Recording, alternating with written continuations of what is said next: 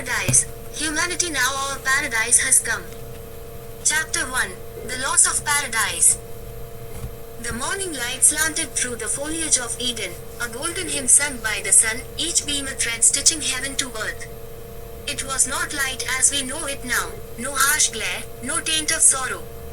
This was light unmarred, an illumination that caressed rather than burned, embraced rather than blinded.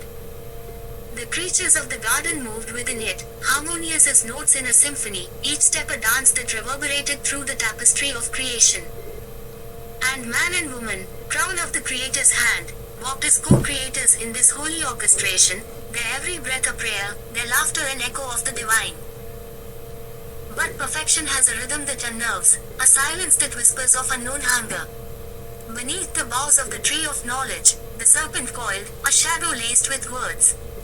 Its voice, a melody of insinuation, slithered through Eve's thoughts, did God truly say? Quote, "What a curious thing is doubt, that seed so small yet potent enough to fracture universes. It bloomed in the woman's mind like a vine, twisting her perception, bending her gaze towards the forbidden fruit. It was beautiful, how could it not be? The forbidden always is. Lustrous, radiant with the promise of hidden wisdom, it shimmered like a fallen star. And when she plucked it, when her fingers broke the skin of that accursed fruit, the echo of that act resounded through the cosmos. Adam, silent witness, took the fruit in turn, and with it came the severance, a cosmic rupture. Innocence, once their raiment, fled from them like mist at the rising sun. They saw themselves anew, stuck in their vulnerability, frail before the infinite. They were naked, not the nakedness of the body, for that had always been their glory, but a nakedness of soul. And they knew shame. In their new awareness, they hid among the trees, their fig leaf disguised as poor shields against the voice that called for them, "Adam, where are you?" The question rang not as an inquiry, but a lament, a heartbroken cry from a father whose children had strayed. And there he found them, trembling in their frailty. How far they had fallen, from co-rulers of creation to wanderers in their own home. The ground beneath their feet, once soft as velvet, would now harden to rock and thorn. The air, once perfumed with a turn of spring, would now carry the scent of decay. To the woman, the pangs of childbirth would become a crucible of pain. To the man, the sweat of his brow would be his inheritance. Still, even in his judgment, the Creator's mercy glimmered. For though they were cast eastward, beyond Eden's gates, he did not leave them bare. He clothed them in skins, a tender act of provision that spoke of blood yet to be spilled, of redemption yet to come. But as they turned from the garden, their steps heavy with grief, they could not unhear the closing of Eden's gates, nor the fiery whisper of the cherubim's sword. Exiled, they entered a world now fractured, where harmony faltered and time carried the weight of entropy. Yet even in the ruin of their fall, there lingered a spark of what had been. They would sow the earth with seed and hope, fashion tools from stone and ingenuity. Though pain marred their days, they would build and strive, for within them still stirred the faint echo of divine likeness. This exile was not the end but the beginning of a long, winding journey, one of redemption and return.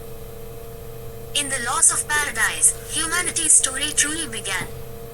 Chapter 2. The Fruit of Knowledge. In the beginning, when the first pair, naked but unashamed, plucked the fateful fruit, the world trembled with the weight of their choice. The knowledge gained was no mere illumination, it was a consuming fire, both blessing and curse. It sparked in them a restless longing, to know, to build, to transcend. Yet, in the silent corners of that newly burdened Eden, the earth groaned, for it sensed the unfolding saga of humanity's striving. Humanity's odyssey began in whispers of discovery. The first crack of stone against stone birthed fire, both warmth and destruction entwined in a single spark. The hands that tended the soil with tender reverence learned also to forge plows that would cleave the earth's heart with relentless ambition. In these moments, humanity became creators, inheritors of a divine spark yet unmoored from its source.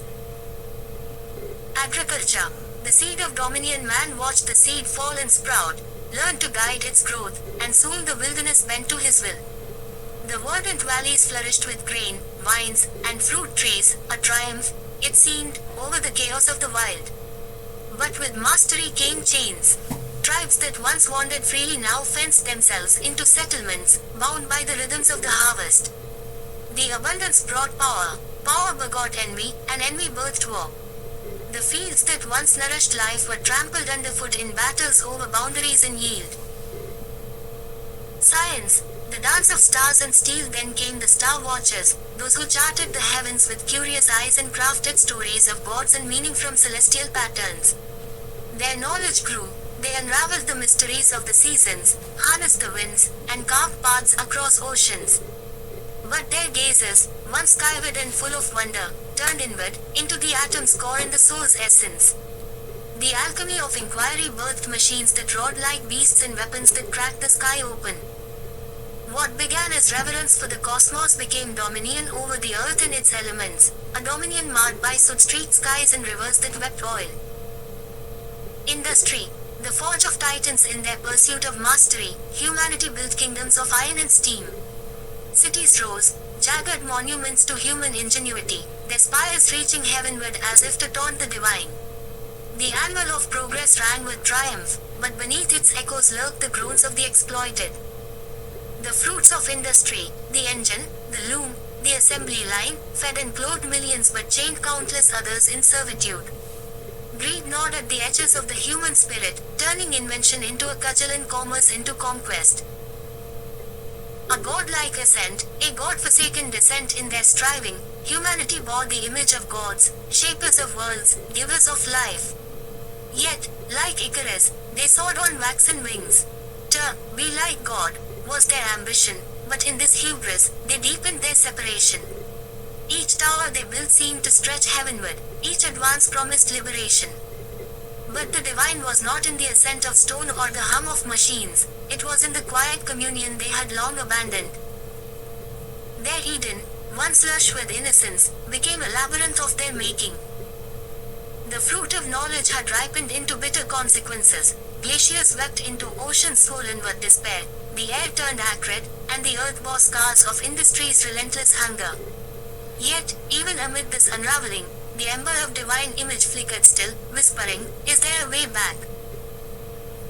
The redemption of knowledge, and here lies the crux, the paradox that gnaws at humanity's heart. Can the very knowledge that led to the fall become the key to restoration? If to know is to fall, then perhaps to understand is to rise. Could the wisdom gained through millennia of strife and striving be wielded not to conquer but to heal? The answer, perhaps, lies not in reaching further outward but in turning inward, to rediscover the harmony they abandoned. For in the soil still lies the promise of renewal, in the stars, the assurance of guidance, and in the human heart, the faint echo of Eden's voice. Thus, the story of knowledge is incomplete, its fruit unconsumed. The question lingers, ripe and ready for the grasping. Will humanity choose once more to eat, or will they learn to plant? Chapter 3, The Turning Point. The air quivers, heavy with whispers of eternity, as the man strides through dust and time, his shadow a balm, his words a fire. In the beginning was the Word, and with it, a kingdom unlike any imagined by human ambition. It was a kingdom where power stooped to lift the fallen and majesty found its throne among fishermen and tax collectors. He who bore the word had neither palace nor army, yet with each parable, he overturned the tables of worldly wisdom. His voice, deep as the rolling hills of Galilee, called out, "The kingdom of God is at hand." Quote, to hear him was to stand on the cusp of a great unraveling. The crowds came, laden with their infirmities and hunger, not merely of the body but of the soul. They pressed close, yearning for the bread of life, and he gave it freely, tearing apart the veils of separation between heaven and earth with every beatitude. "Blessed are the meek," he declared, "for they shall inherit the earth." A promise, audacious, paradoxical, and yet utterly true, breathed into existence by one who spoke as if the stars themselves were his witness. The cross, humanity's turning point. But the road to redemption is never smooth. The world, in its blind fury, cannot fathom the visage of a God clothed in humility. And so, it rose against him. Betrayed with a kiss and condemned in the courts of men, he bore the weight of rebellion, not his own, but ours, upon his shoulders. Here, atop the hill of Golgotha, where the heavens groaned and the earth trembled, the curse of sin met its match.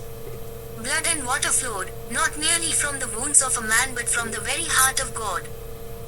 And as he cried out, "It is finished," the veil in the temple tore, rendering obsolete the chasm between Creator and creation.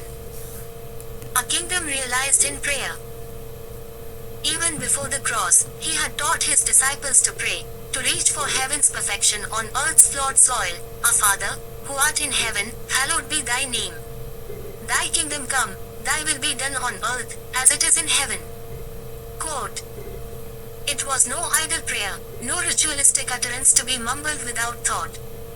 It was a manifesto of hope, a call to arms for the weary and downtrodden.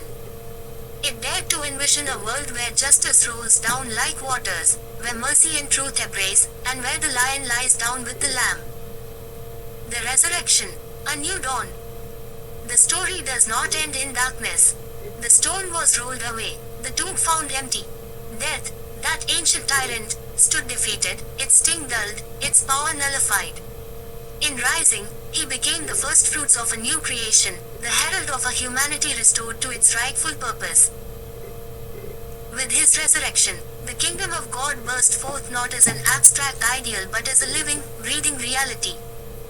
It is this kingdom that inspired the early church to hold all things in common, to feed the hungry, clothe the naked, and care for the widows and orphans. It is this kingdom that ignited revolutions of justice, mercy, and commonwealth through the ages. Echoes in history. The vision did not dim with time. Across centuries, it spurred the abolition of slavery, the quest for civil rights, and the fight for economic equity.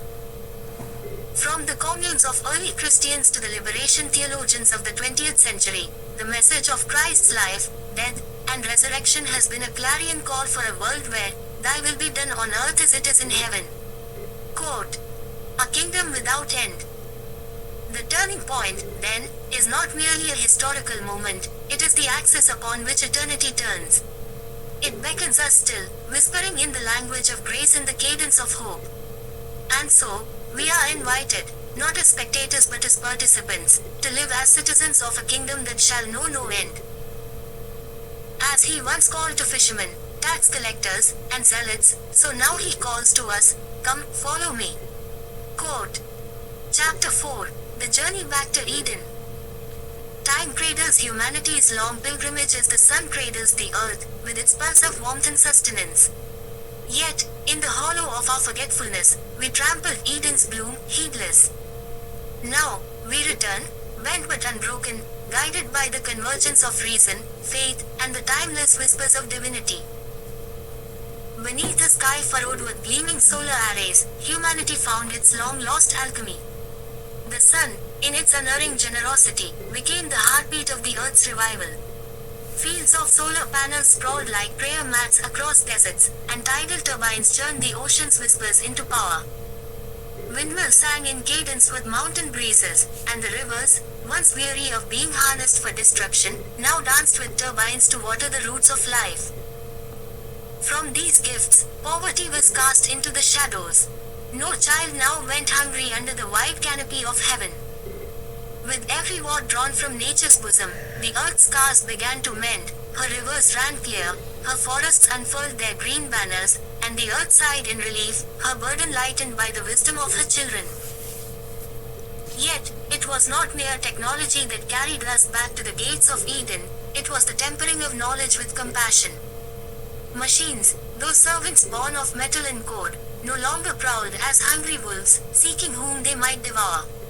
Instead, they tilled the soil, built homes with tireless arms, and wove webs of provision that no hand would be left empty.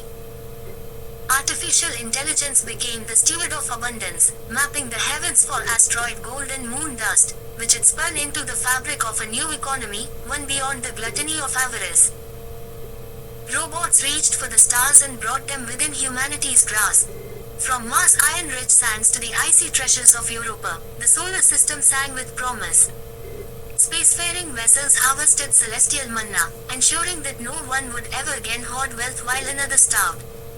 The celestial commons was no longer a metaphor, it was a living testament to the power of shared purpose. In this tapestry of renewal, humanity wove the threads of ancient wisdom. The early Christian communities, their hearts unencumbered by selfish ambition, became the blueprint. Resources were no longer clutched but shared, distributed as each had need.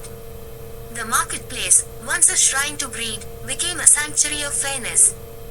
The hands that built these systems worked in concert, guided by faith and reason, like a symphony conducted by unseen hands. But the greatest miracle was not the abundance of bread nor the cities that shimmered with clean energy. It was the quiet turning of hearts. In the shadow of abundance, humanity found the courage to walk naked before God once more, not in shame but in trust. Vulnerability became strength, and openness became the language of faith. Communities gathered under the heavens, sharing meals and stories. They spoke not of dominion but of stewardship. The old walls of distrust fell, brick by crumbling brick, and in their place, bridges rose, latticed with love. Children played under trees whose fruit they plucked without fear of reprisal, and elders taught the young to see the divine spark in the least of these. Prayer and technology intertwined, neither one diminished by the other.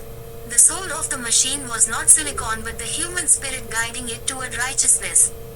Algorithms sang hymns of efficiency, and data illuminated the path to justice.